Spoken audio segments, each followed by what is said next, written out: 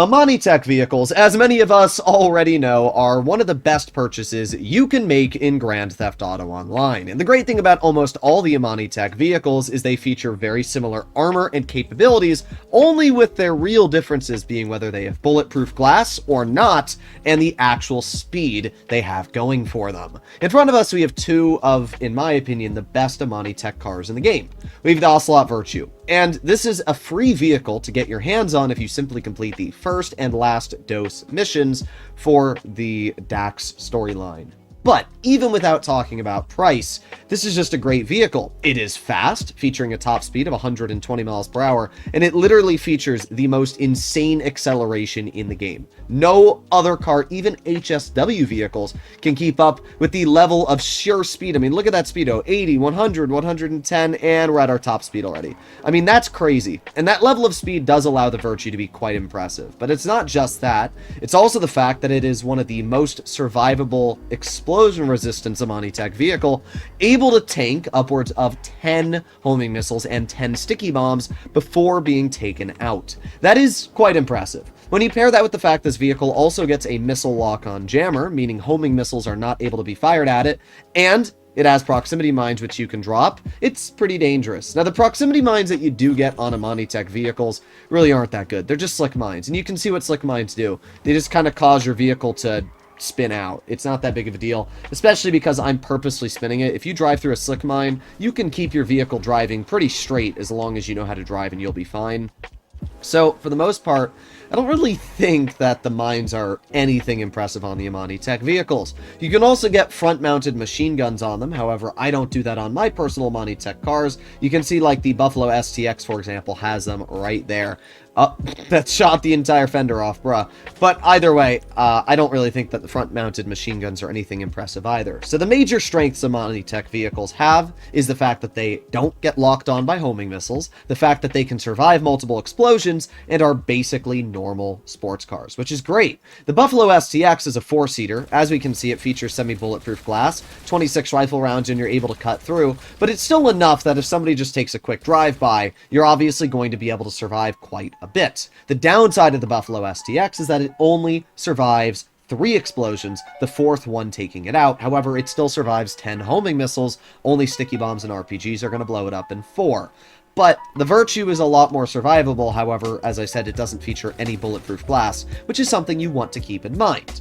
We are going to be comparing these two IMANI tech vehicles to these vehicles here. Because while IMANI tech is a very important thing to get your hands on, I also believe that it might not be the best purchase, and sometimes people might lead you to believe that IMANI tech vehicles are the end-all and be-all of Grand Theft Auto Online.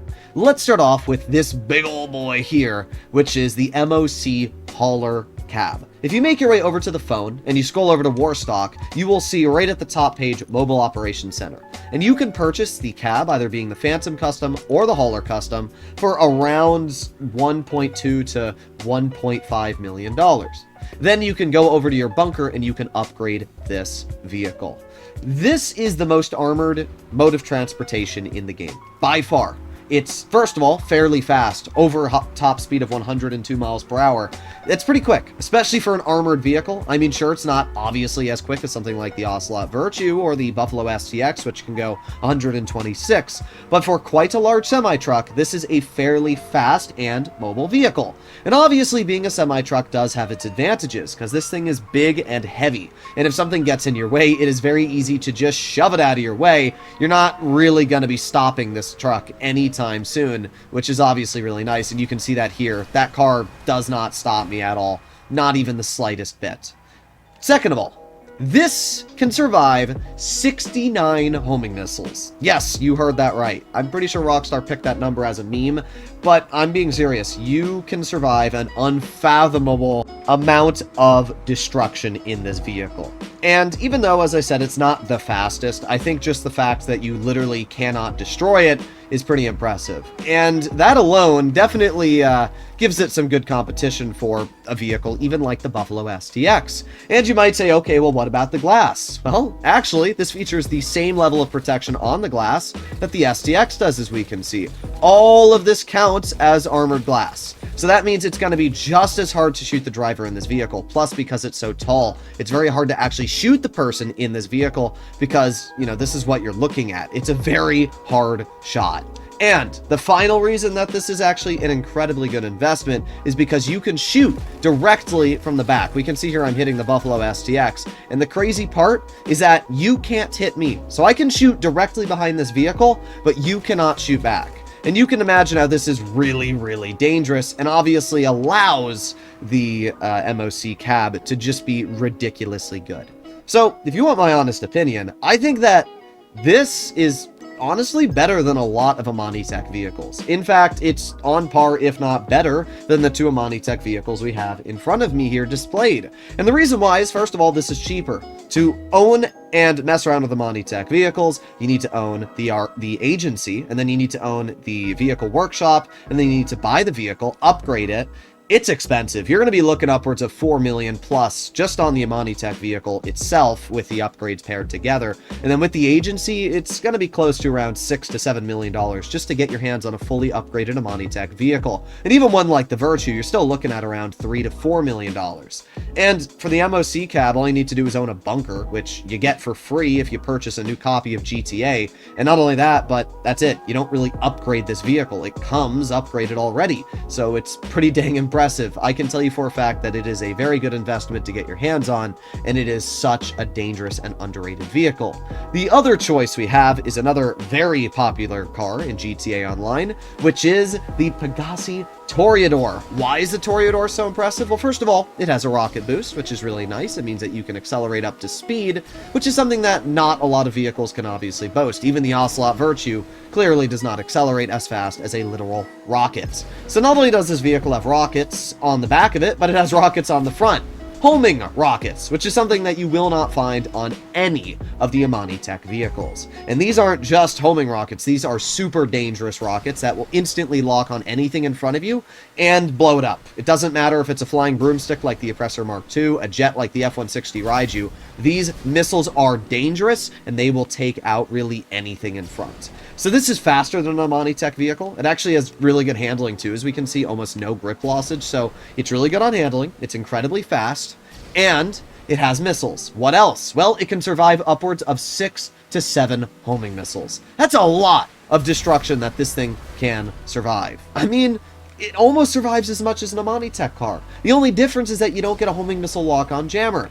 But let me ask you this question. Would you rather have the ability to not have homing missiles fired at you, or the ability to destroy what is firing at you? Personally, I like to have a bit of offense and defense, and that is exactly what the Torador has. It has the ability to tank a couple missiles, it has the speed to get out of a situation you're stuck in, and it has the firepower to deal with whatever is in front of you. And by the way, I should mention, unlike other weaponized vehicle, the Torador has unlimited homing missiles. The only real downside of this compared to something like the Buffalo STX is that it does not feature bulletproof glass, as we can see. However, the back is obviously featuring no glass panels, so that's not really a problem, it's only the front, and even then, the fact that you got homing missiles makes this pretty dangerous, and with the rocket boost, anybody that is firing at you is going to have to be a pretty damn good shot to actually take you out in this vehicle.